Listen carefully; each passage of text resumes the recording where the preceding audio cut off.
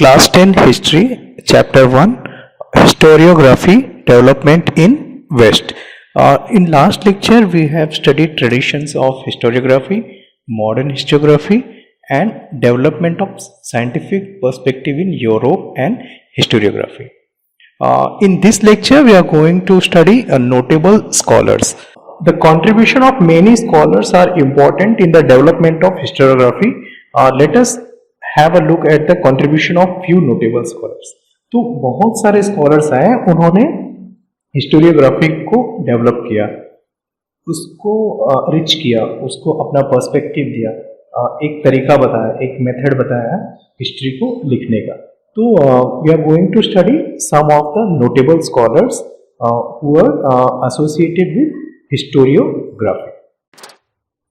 First scholar was Rene Descartes 1596 to 1650.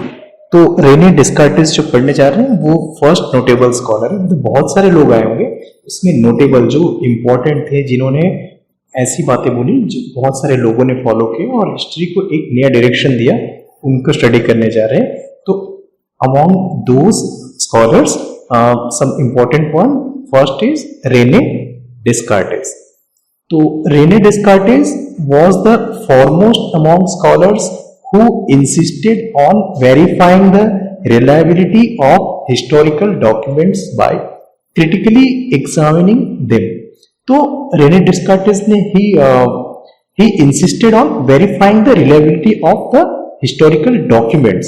तो उन्होंने कहा रेने डिस्कार्टेस ने कि जो भी historical documents हैं उसकी रिलायबिलिटी, उसके ऊपर कितना भरोसा कर सकते हैं, कितना रिलायबल है वो, उसको वेरीफाई करना पड़ेगा बाय क्रिटिकली एग्जामिनिंग देम. उनको बहुत ध्यान से पढ़ना होगा. आपको एकदम किसी ने कुछ लिख दिया, अगर समझो आप में से किसी को एक पुरानी बुक मिलती है अपने घर में और उसमें कुछ भी लिखा है अगर आपके परिवार के बारे में कि हमारे दादा ऐसे थे या फिर उनके ये था वो था, तो आप उस पर विश्वास नहीं कर सकते हो.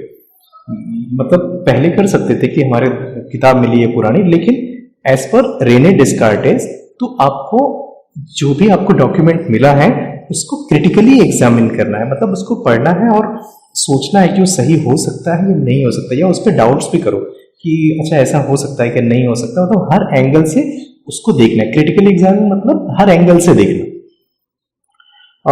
Among the rules given by him in his book Discourse on the Method, उनकी एक बुक है Discourse on the Method. The following is suppose to have great impact on scientific method of research. तो उसमें उन्होंने बताया कि डिस्कोर्स ऑफ मेथड जो उनकी बुक है रेने डिस्कार्टेस की, तो उसमें उन्होंने बताया कि किस तरह आपको अपने सोर्सेस जो भी चीजें मिल रही है, डॉक्यूमेंट्स मिल रही है, उसको किस तरह वेरीफाई करना है, उसको किस तरह सही है या गलत है वो आपको जांचना है. Never to accept anything for true till all grounds of doubt are excluded. तो उनका बोलना था, बेसिक जो रेने डिस्कार्टेस का जो थियरी थी उनकी, वो थी कि never to accept anything for true. जब किसी भी चीज को तब तक ट्रू मत समझो till all grounds of doubts are excluded. जब तक जितने भी डाउट करने के जितने भी रीजन है वो सारे के सारे खत्म नहीं हो जाते, सारे रीजंस जब तक खत्म नहीं हो जाते तब तक किसी भी चीज को आपको एक्सेप्ट नहीं करना है. ठीक है, तो फर्स्ट हो गए रेने डिस्कार्टेस. इनके थियरी याद रखना है कि उनका बेसिक क्या था कि never to accept anything for true till all grounds of doubts are excluded. और इनकी बुक आपको याद रखना है डिस्कोर्सेस ऑन द मेथड. अच्छा, आपको एक चीज और याद रखनी है, रेने डिस्कार्टेस जो हम लोग बोल रहे थे उसको आप प्रोनाउंसिएशन, एक्चुअली ये फ्रेंच नेम है तो इसको बहुत अलग ढंग से प्रोनाउंस भी कर सकते हैं. तो एक प्रोनाउंसिएशन उनका है रेने डिकार्ट, रेने डिकार्ट, तो ऐसे भी आप प्रोनाउंस कर सकते हो. बेसिकली आप जब एग्जाम में आपको लिखना है तो उनकी स्पेलिंग क्या होती है, डिकार्टस, वो याद रखना है, DESCARTES, लेकिन उनको प्रोनाउंस डिकार्ट भी करते हैं.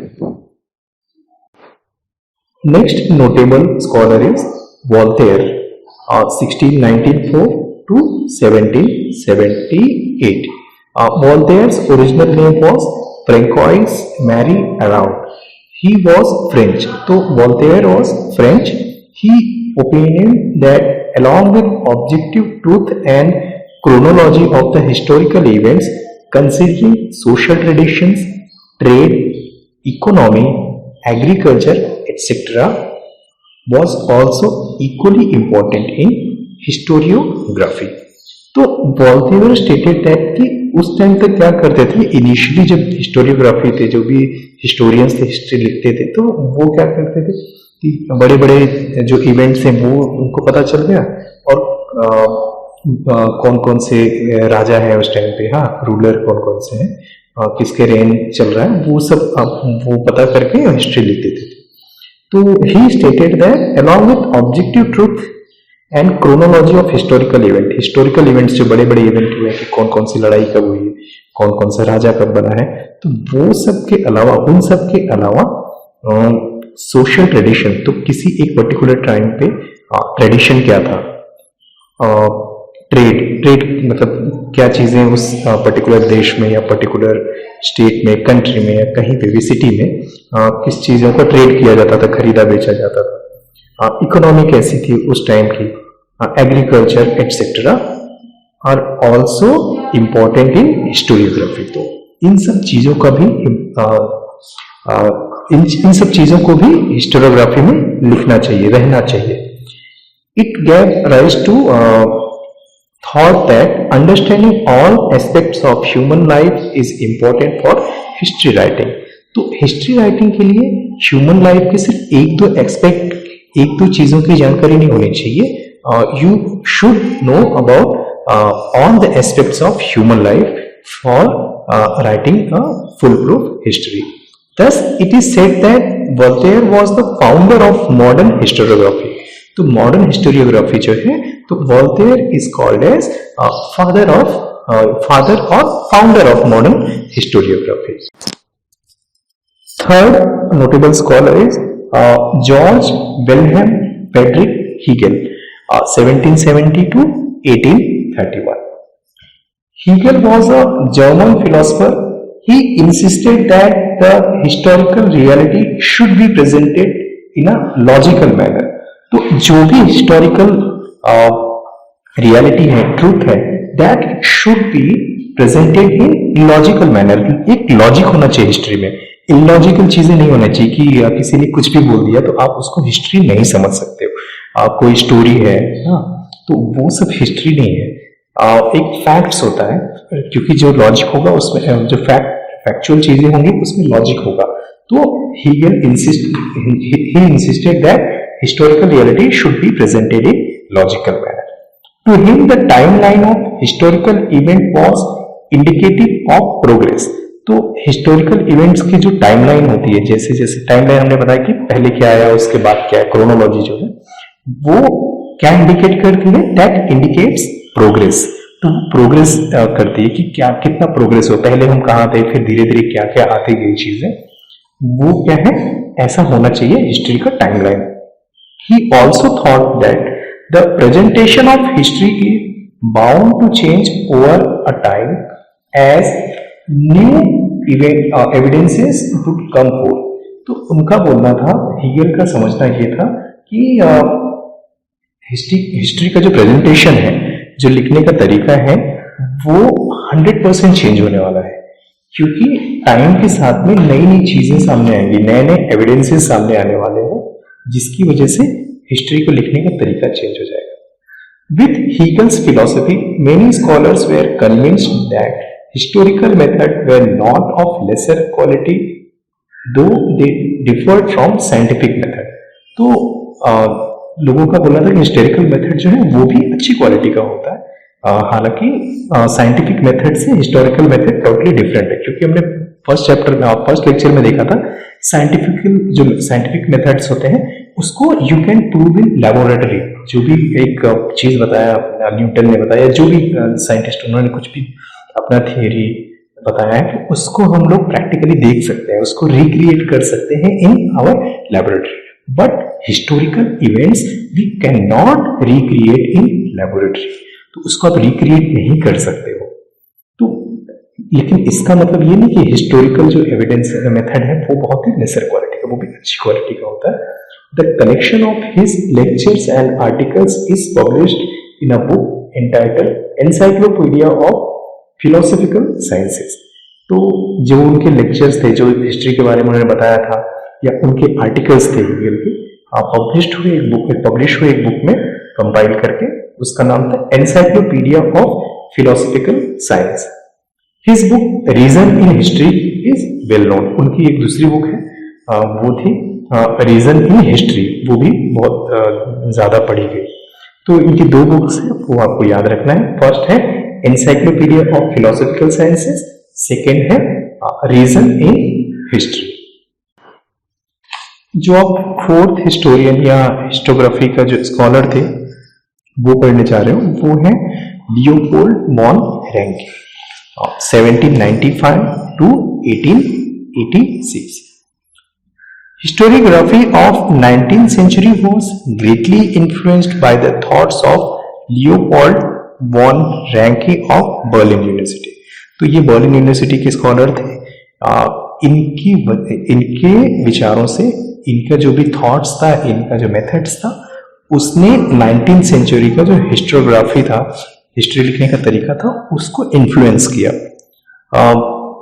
हमने उस सेंचुरी का लास्ट लेक्चर में पढ़ा था, जैसे भी इस यहाँ पे है मेंशन किया हुआ 19th सेंचुरी. 19th सेंचुरी मतलब क्या हुआ, ईयर 1801 to 1900 तक के बीच में जितना भी चीजें हैं, that is called as 19th century.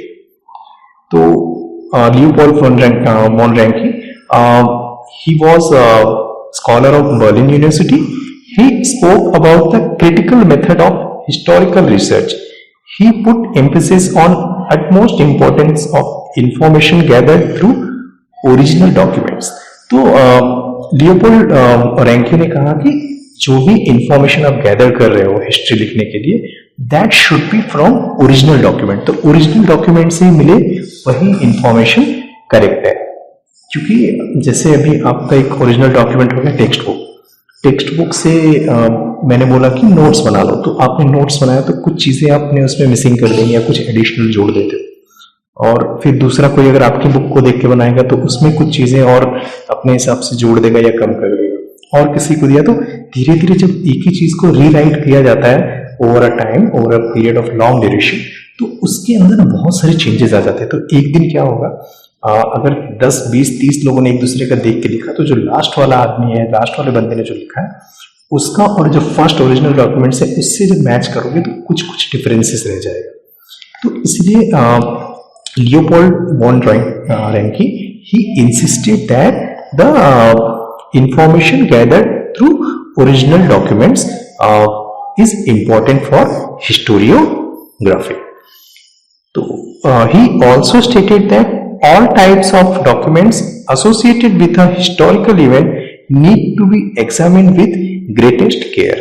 तो हिस्टोरिकल इवेंट, जितने भी पास्ट में जितने बड़े बड़े हिस्टोरिकल इवेंट हुए हैं जिसको लोग याद करते हैं, उसको जब एग्जामिन करते हैं, उससे रिलेटेड, उससे एसोसिएटेड डॉक्यूमेंट्स को जब एग्जामिन किया जाता है, तो उसको बहुत ध्यान से एग्जामिन करना चाहिए. थोड़ा सा भी अगर मिस्टेक हो गया तो पूरी की पूरी हिस्ट्री चेंज हो जाएगी. ठीक है, अगर किसी किंग ने किसी को मारा, वो उसकी जगह अगर थोड़ा सा स्पेलिंग मिस्टेक हुआ या फिर कुछ ग्रामर मिस्टेक हो गया, हाँ, तो क्या होगा कि उसने मारा की जगह पे उसने मारा ऐसा हो जाएगा, तो पूरी की पूरी हिस्ट्री चेंज हो जाएगी. तो उसने बोला कि लियोपोल्ड रैंके ने कि historical events need to be examined with greatest care. He believed that with this method it was possible to reach the historical truth. तो by this method, by examining original documents, by examining documents with greatest care, you will reach the you will go to know the historical truth behind the event. He criticized imaginative narration of history. imaginative मतलब सोच के, अपने imagination से. तो बहुत सारे history पहले जैसे हम बुक्स में पढ़ते हैं राजा रानी की कहानी टाइप के, तो वो इमेजिनरी राइटिंग होती है, इमेजिनेटिव नरेशन बोलते हैं उसको. सोच के या लोगों के सुन के ऐसे, और किसी राजा को महान बनाने के लिए ऐसा लिखा, तो उनको क्रिटिसाइज किया लियोपोल्ड रैंकी ने। उन्होंने बोला कि ये सही नहीं है, इसमें तो बहुत ही बड़ा चढ़ा के या फिर बहुत फिक्शन के जैसे, कहानियों के जैसे आपने बताया, वो हिस्ट्री नहीं है। Collection of his article is published in 2 books entitled The Theory and Practice of History and The Secret of World History। तो यहाँ पे आपकी इनकी 2 बुक्स का नाम याद रखना है। उनकी 2 बुक्स थी, The Theory and Practice of History, second है Secret of World History। The next notable scholar was Karl Marx, 1818 to 1883। In the later half of 19th century, a new school of thought arose, keeping in view that new thesis formulated by Karl Marx। तो Karl Marx बहुत ही बड़े thinker scholar थे। Actually वो economist थे और उन्होंने history के बारे में बहुत चीजें बताई। तो in later half of 19th century, मतलब 19th सेंचुरी के सेकेंड हाफ मतलब सेंचुरी मतलब होता है 100 साल, 100 साल में फर्स्ट हाफ में 50 साल, फिर नेक्स्ट अगले हाफ में कितना था 50 साल। तो 19th सेंचुरी का लेटर हाफ मतलब फर्स्ट हाफ होगा 1801 टू 1850 और सेकेंड हाफ होगा 1850 टू 1900। तो 1815 टू 50 टू 1900 वहां second half of 19th century एक नया थॉट आया, फॉर्मुलेट हुआ हिस्ट्री को लिखने का, जिसको बताया था कार्ल मार्क्स ने। According to Karl Marx, history was not about abstract idea, it was about living people. तो मार्क्स ने कहा कि history was not about abstract ideas. Abstract मतलब होता है जिसका कोई चेहरा नहीं है या जो कोई डिफाइन नहीं कर सकते प्रॉपर्ली, उसको बोलते हैं एब्स्ट्रैक्ट। जैसे अभी एब्स्ट्रैक्ट पेंटिंग आपने देखा होगा कि जो बड़े बड़े पेंटर्स बनाते हैं, एब्स्ट्रैक्ट आर्ट्स बनाते हैं, कि हम समझ नहीं पाते क्या है। तो history is not about abstract idea, it is about living people. तो हिस्ट्री बेसिकली क्या होती है, वो लिविंग पीपल, जिंदा लोग जो होते हैं वो हिस्ट्री है।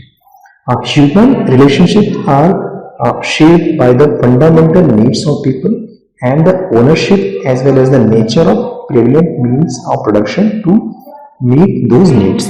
तो कार्ल मार्क्स ने बोला कि ह्यूमन रिलेशनशिप जो है वो एक किससे डिसाइड होती है, किससे शेप लेती है, वो डिसाइड होती है fundamental need of people. Fundamental basic, लोगों की बेसिक नीड क्या है, और ownership as well the nature of relevant mean of production to this.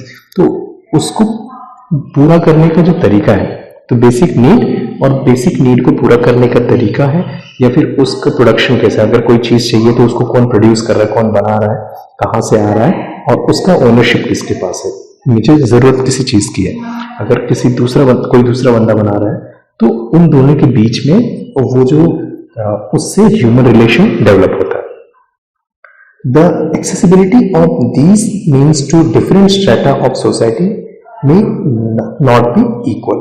तो जो बेसिक चीजें हैं, बेसिक जरूरतें हैं, जो ह्यूमन की जो फंडामेंटल नीड्स हैं, उसको एक्सेसिबिलिटी, उसको पूरी कैसे होती है, मतलब अलग अलग सोसाइटी के डिफरेंट स्ट्रेटा मतलब होता है लेयर, अलग अलग डिविजन, मतलब कोई गरीब है, कोई अमीर है, तो अलग अलग फाइनेंशियल बैकग्राउंड के लोगों के लिए एक ही चीज की एक्सेसिबिलिटी डिफरेंट होती है। अगर समझो प्योर वाटर है, एक एग्जांपल में, तो प्योर वाटर गरीब को नहीं मिल रहा है इतना इजीली, जबकि जो रिच पीपल है उनको मिल रहा है, वो एक्सेसिबल है।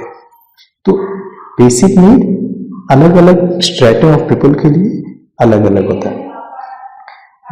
This inequality causes a division of society into classes leading to class struggle.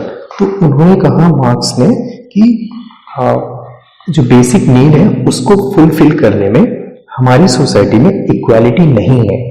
बहुत सारे लोगों को चीजें बहुत इजीली अवेलेबल हो जाती है, बहुत सारे लोगों को नहीं हो पाती है, बहुत ज्यादा उसके लिए मेहनत करनी पड़ती है। तो इसकी वजह से क्या हो रहा है, हमारी सोसाइटी में एक डिविजन क्रिएट हो रहा है। हाँ, वो डिविजन है, उसको बोलते हैं क्लास हो जाता है कि अलग अलग क्लास के लोग हो जाते हैं, हायर क्लास, लोअर क्लास, ऐसा। तो जब अलग अलग क्लास बनेगा तो तो उन क्लास के बीच में स्ट्रगल होगा। जो अमीर है वो गरीबों से नफरत करेगा, गरीब है अमीरों से नफरत करेगा, दोनों एक दूसरे को जब मौका मिलेंगे तो परेशान करेंगे। According to Marx, human history is the history of class struggle as the class that owns the means of production economically exploit the rest of classes. तो उन्होंने कहा कि human history is the history of class struggle की लड़ाई है। क्यों? क्योंकि उनका बोलना था कि जिसके पास मीन्स ऑफ प्रोडक्शन है, जो सामान बनाते हैं, जो जिसके पास बहुत सारी चीजें हैं, जैसे अगर एक आदमी है, बहुत सारा लैंड है और वो लोगों को रखता है और काम कराता है और बहुत सारा प्रोडक्शन करता है, फूड ग्रेन्स प्रोड्यूस होता है, तो जो लोग के पास चीजें हैं, जो उनके पास पैसे हैं या बहुत सारी चीजें हैं, वो लोग क्या करते हैं, जो इकोनॉमिकली बैकवर्ड है, जो गरीब लोग हैं, उनको एक्सप्लॉइट करते हैं, दूसरी क्लास को एक्सप्लॉइट करते हैं। तो इसलिए क्या होता है, एक टाइम के बाद जो एक्सप्लॉइट किया जा रहा है आदमी, जिसको लोग एक्सप्लॉइट कर रहे हैं, वो उनसे स्ट्रगल करेगा, उनसे लड़ाई करेगा, तो वो क्लास स्ट्रगल हो जाएगा। तो आपको ये याद रखना है, human history is the history of class struggle. Das Kapital, a treatise written by him is the most referred book all over the world। तो ये आप बहुत इंपॉर्टेंट है कि कार्ल मार्क्स की बुक का नाम क्या है, दास कैपिटल। तो दास कैपिटल जो मोस्ट इंपॉर्टेंट बुक है, बहुत सारे स्कॉलर्स अभी भी उसे पढ़ते हैं समझने के लिए कि बेसिकली उनका जो कास्ट स्ट्रगल की बात थी, क्लास स्ट्रगल की बात थी, वो क्या थी। Next notable scholar was Michel Foucault, 1926 to 1884. He was a French historian of 20th century. Michel Foucault brought forth a new concept in historiography. He is in book Archaeology of Knowledge argued that the prevailing practice of arranging historical event in a chronological order is not right. So he was 20th century historian, और उनका बोलना था, उन्होंने एक नया concept दिया historiography को। उसकी बुक थी, बुक का नाम आपको याद रखना है, उनकी बुक का नाम था आर्कियोलॉजी ऑफ नॉलेज।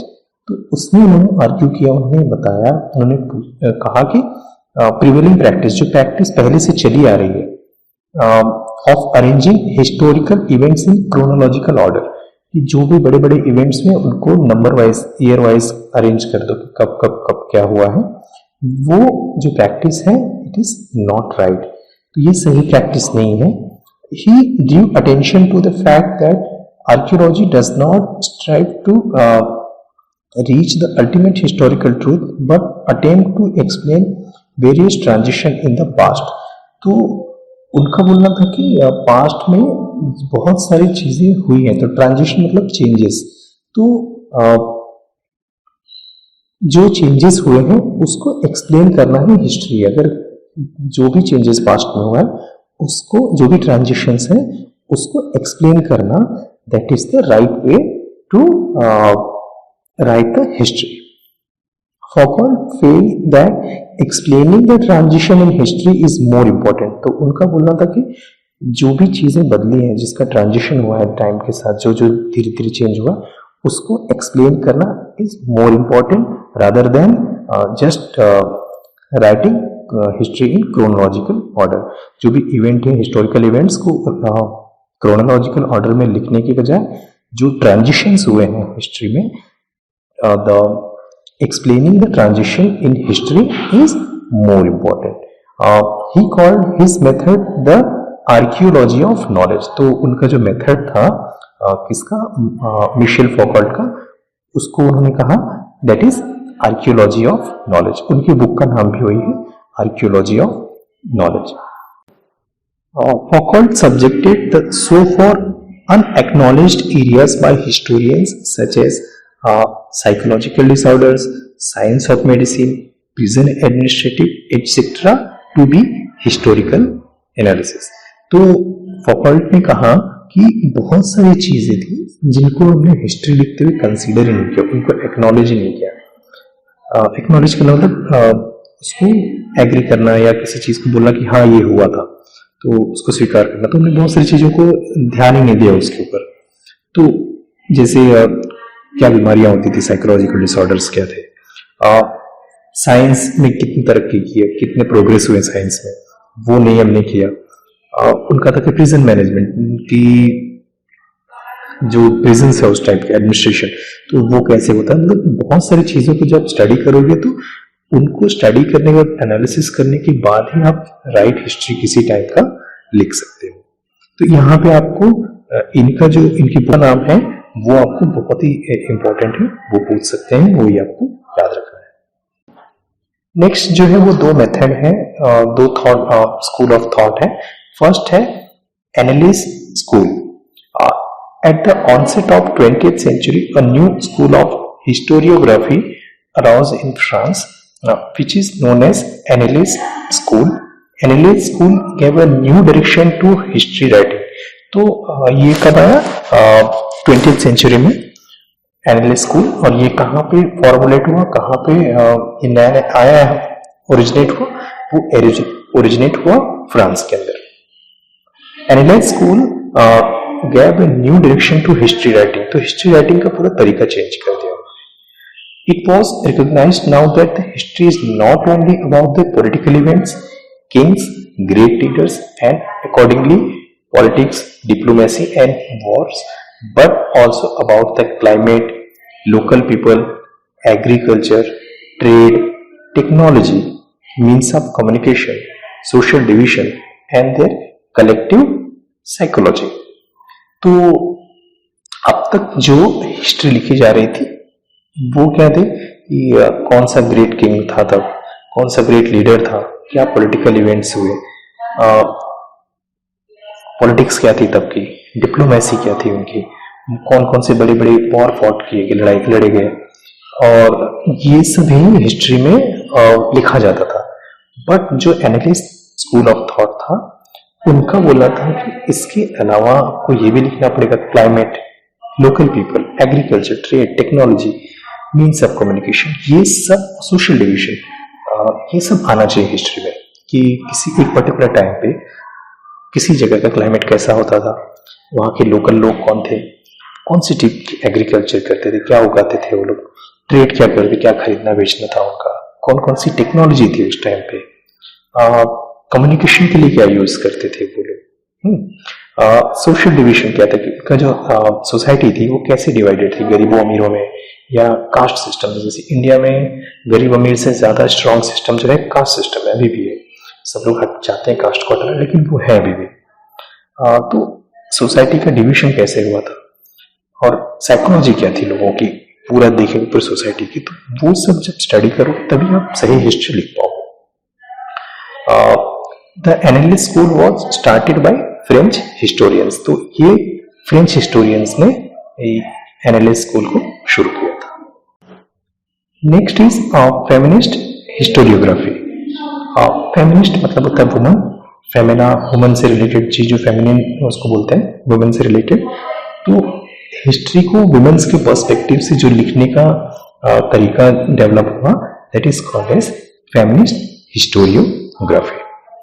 अच्छा, इसमें आगे बढ़ने से पहले एक चीज है, जैसे एनालिस स्कूल आपने इसके पहले पढ़ा, तो आप ये था कि Annales school was started by French historian. तो ये कोई स्कूल मतलब जैसे आपका कॉलेज स्कूल है उस टाइप का स्कूल नहीं है। स्कूल ऑफ थॉट मतलब एक सोचने का तरीका होता है, ठीक है। न्यू स्कूल ऑफ थॉट है ये, मतलब सोचने के तरीके को स्कूल बोल रहे हैं, कोई पर्टिकुलर जगह पे स्कूल नहीं बना है, ठीक है। तो एनालिस स्कूल मतलब एक सोचने का एक तरीका था। तो फ्रेंच हिस्टोरियन ने एक तरीका डेवलप किया सोचने का, हिस्ट्री को लिखने का, तो that is called as Annales school. तो अभी आते हैं हम फेमिनिस्ट हिस्टोरियोग्राफी पे। Feminist historiography means the restructuring of history from the perspective of woman. History को वुमन के पर्सपेक्टिव से देखना, लड़कियों के पर्सपेक्टिव से देखना, उसको बोला गया लिखना, उसको बोला गया feminist historiography. The writing of Simone de Beauvoir, इसका भी प्रोनाउंसिएशन तो बहुत ही अलग है, कहीं पे सिमन द बोआ आप ऐसा सुन सकते हो अगर आप जाके ऑनलाइन चेक करोगे। तो सिमन द बोआ, इन्होंने उनकी जो राइटिंग आई, ये बहुत ही फेमस वुमन राइटर थी। Help in establishing the fundamentals of feminism. She was French, तो ये फ्रेंच राइटर थी। उन्होंने जो अपनी किताबों में लिखा, तो उन्होंने लिखा कि जो हिस्ट्री वगैरह इस सब जगह पे वुमेन को भी इम्पोर्टेंट देना चाहिए, उनके हिसाब से भी सोचना चाहिए। The feminist historiography emphasized not only on the inclusion of women in history but also on the rethinking of the male dominated perspective of history। तो ये जो थॉट प्रोसेस था, ये जो स्कूल ऑफ थॉट है फेमिनिस्ट हिस्टोरियोग्राफी की, तो उनका बोलना था कि सिर्फ वुमेन्स को आप हिस्ट्री में लो ही मत, मतलब उनके पर्सपेक्टिव से देखो ही मत, बल्कि जो मेंस के पर्सपेक्टिव से हिस्ट्री लिखी गई उसको भी आप रीथिंक करो, उसको जो जरूरत होगी वहां पे चेंज भी कर सकते हैं। क्योंकि देखो पहले कैसा होता था कि अब पहले पुरानी कहानियां भी आप सुनते हो तो राजा राम राजा थे, या फिर जो बड़े बड़े राजा थे सब आदमी होकर, जैसे किंग अशोका, शिवाजी महाराज, ये सब हम लोग सोचते हैं। लेकिन ऐसा नहीं है कि सिर्फ ये लोग भी थे, उनकी वाइफ भी रही होंगी, या फिर उस टाइम पे दूसरी वुमेन्स भी रही होंगी उनके टाइम पे। तो उनकी लाइफ क्या थी, उन्होंने क्या किया, ऐसा नहीं कि उन्होंने कुछ किया, जो भी दुनिया में आता है कुछ ना कुछ करता रहता है, तो उन्होंने क्या किया, उनकी वजह से सोसाइटी में क्या चेंजेस आए, तो वो सब इंक्लूड करना था, उसी को कहते हैं feminist historiography. It drove historical research to focus in depth on various aspects of women's lives, such as their employment, their role in trade union, institution working for their cause, their family life। तो जब women's की life के बारे में जब सोचा गया, जब उनके बारे में रिसर्च किया गया कि उस टाइम की वुमेन्स क्या करती थी, तो बहुत सारे एस्पेक्ट्स पे सोचा, जैसे कि क्या उस टाइम पे लोग काम करती तो कौन सा काम करती थी, अगर बिजनेस करती थी तो क्या करती थी, उनका रोल क्या था, उनकी फैमिली लाइफ कैसी थी, उनके लिए कौन कौन से इंस्टीट्यूट्स है कि जहाँ पे सिर्फ वुमेन्स जाके काम कर सकती है, या फिर वुमेन्स को पढ़ाने के लिए क्या था। तो ये सब लिखा गया किससे इन्फ्लुएंस है कि होकर feminist historiography. In the historical writings after 1990 women were portrayed as an independent social class। तो 1990 के बाद जो हिस्टोरिकल राइटिंग हुई है उसमें वुमेन को एक अलग सोशल क्लास के रूप में के तौर पे रखा गया है। उसके पहले कैसा था कि सिर्फ क्लास के बारे में जैसे इंडिया में लिखते थे कि अलग अलग कास्ट के लोग उसमें डिवाइड करते, लेकिन फिर वुमेन को एक अलग क्लास के as a different class include किया गया और उसके ऊपर लिखा गया। आपके टेक्स्ट बुक के पेज नंबर 4 पे जाना, वहां पे एक बॉक्स है, उस बॉक्स में है it is good to know this. तो ये बहुत ही इंपॉर्टेंट है। इसके अंदर एक है डायलेक्टिस। डायलेक्टिस क्या था वो पूछते हैं आप लोग को शॉर्ट नोट उसके ऊपर लिखने या एक्सप्लेन करने के लिए कि व्हाट इज डायलेक्टिस, तो वो इस बॉक्स में एक्सप्लेन किया गया। एक्चुअली डायलेक्टिस है it is depend on Hegel's theory. Hegel जो हम इसके पहले पढ़ चुके हैं, नोटेबल हिस्टोरियन थे। तो according to Hegel, grasping the meaning of any event happens in terms of two direct opposite. तो कोई भी इवेंट होता है तो उसके दो अपोजिट्स होते हैं, कोई भी काम होता है। Human mind can not understand the true nature of that event without understanding the opposites. तो एक इवेंट, कोई भी इवेंट मतलब कुछ भी हुआ, तो कोई भी चीज होने के दो पर्सपेक्टिव होते, दो चीजें होती है। हाँ, तो दो अपोजिट चीजें होती है। जैसे एक ट्रू है तो एक फॉल्स है। तो अब कोई चीज ट्रू है कब तक पता चलेगा आपको? तब तक नहीं पता चलेगा जब तक फॉल्स क्या है वो भी नहीं पता। तो ट्रू और फॉल्स जैसे होते हैं, गुड और बैड होते हैं, कि कोई अगर अच्छा है तो बुरा वाला कैसा है। तो दोनों को स्टडी करोगे तो आप मालूम पड़ेगा आपको कि जो गुड है वो क्यों गुड है और जो बैड है वो बैड क्यों है। In order to understand the true nature of thing, one need to know both true and false, similarly good and bad. तो ट्रू और फॉल्स जैसे आपको दोनों मालूम पड़ना पड़ेगा कि ट्रू कौन है तो क्यों है, फॉल्स क्यों है तो क्यों, मतलब उसके रीजंस जानने पड़ेंगे। उसी तरह गुड और बैड का, ट्रू फॉल्स का। तो this method of analysis which is based on opposites is known as dialectics. तो डायलेक्टिक्स क्या है? दोनों मेथड को, मेथड ऑफ एनालिसिस, कि दो पर्सपेक्टिव से चीज़ों को एनालाइज करने के लिए। अगर समझो कोई बोला पास्ट में एक किंग था, he was a very kind, very good, very great king, तो वो उसी की बात को आप नहीं मानो, आप देखो कि उसका दुश्मन कौन था, तो उसके दुश्मन को बोला कि बैड है, तो वो बैड क्यों था, वो उसको गुड क्यों बोला गया। तो दोनों पर्सपेक्टिव से, दोनों ढंग से आप जब देखोगे, कंपेयर करोगे, एनालिसिस करोगे, तब आपको पता चलेगा कि वो सच में गुड था या नहीं था, तो क्यों था वो। तो इस मेथड को, तो इसको बोलते हैं dialectics. In this method theory is proposed at the beginning. तो शुरू में एक थियरी बता देते, जैसे बताया कि एक किंग अशोक था, he was a great king, वो बहुत ही महान राजा थे किंग अशोक।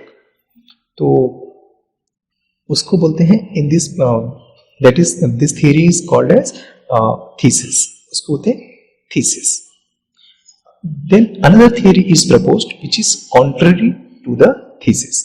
तो जो किंग अशोक को ग्रेट किंग बनाने वाली जो थियरी, एक तो वो थियरी होगी आपकी, दूसरी उसकी कॉन्ट्ररी, उसकी अपोजिट थियरी लेके आते हैं, उसकी बुराई करने वाली भी, या फिर उसको अपोजिट वाली, तो उसको बोलते हैं एंटीथीसिस।